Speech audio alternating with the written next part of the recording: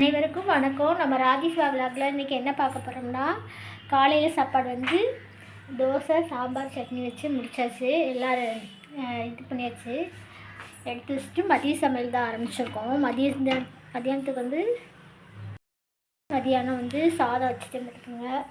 பருப்பு உருண்டை குழம்புலாம் காலையில் வச்சுட்டேன். பாருங்கள்,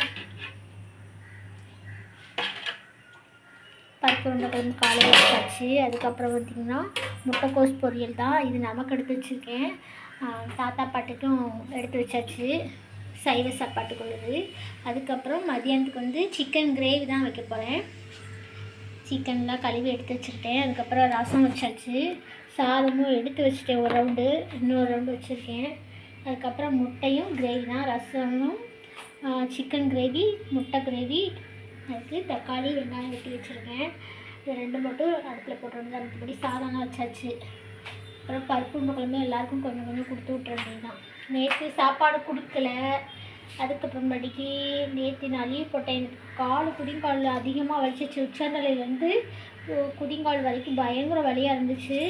அது வந்து ஆஸ்பத்திரியில் இன்றைக்கி தான் டாக்டர், நேற்று இல்லை இன்றைக்கி தான் காமிக்க போகிறோம். இப்போ சாயங்காலமாக போகணும் டோக்கன் போட்டு.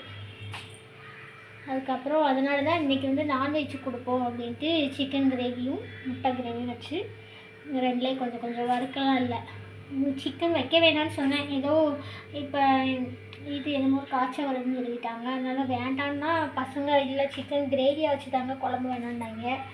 அதான் வச்சுருவோம் அப்படின்ட்டு ரெடி பண்ணிக்கிட்டு இருக்கேன். பார்த்துக்குங்க, கொஞ்சம் கோவக்காவும் இருக்குது. கோவக்காய் இருக்குது. கோவக்காய் எங்கள் பாவா கொஞ்சம் கேட்டாங்க. அவங்களுக்கு இந்த ஒரு சாருக்கும் கேட்டாங்க. அவங்களுக்கும் கொஞ்சம் போல வெட்டி பொரிக்கணும். சாதம் வடித்து வச்சுருக்கேன். அப்புறம் இந்த பருப்பு உருண்டை குழம்பு வந்து எப்படி நீங்கள் போடுறது உடையாமல் அப்படியே கிடக்குது அப்படின்னு கேட்காங்க. வேக வச்சு போடவும் மாட்டேங்கிங்க, அப்படியே உருண்டை உருண்டையாக ஊற்றி போட்டிருக்கீங்களே அப்படின்னாங்க. அது நான் நல்லா குழம்பு வந்து நல்லா தேங்காய், புளி இதெல்லாம் நல்லா கொதித்து வந்தோடனே, கடைசியாக நல்லா கொதித்து வந்தோடனே உருண்டை உருண்டையாக பிடிச்சி போட்டோம்னா அது பாட்டுக்கு இதாக இருக்கும். வெங்காயம் இதெல்லாம் கலந்து தான் போடுவேன். என்னன்னு தெரில, எனக்கு நின்றுக்கிறது. நிறைய வீட்டில் உடஞ்சிரும் அப்படின்னு நிறைய பேர் சொல்கிறாங்க.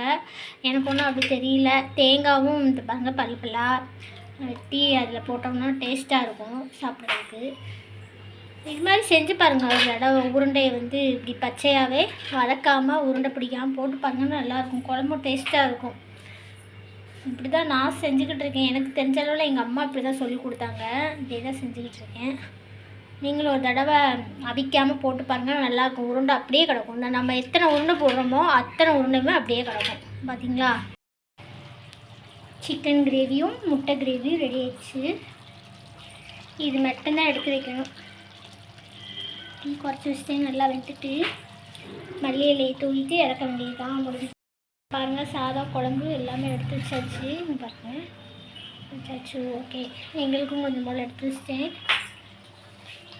ஓகேங்க, பாய். அடுத்த வீடியோவில் பார்ப்போம். எங்கள் வீட்டு சமையல் முடிஞ்சது.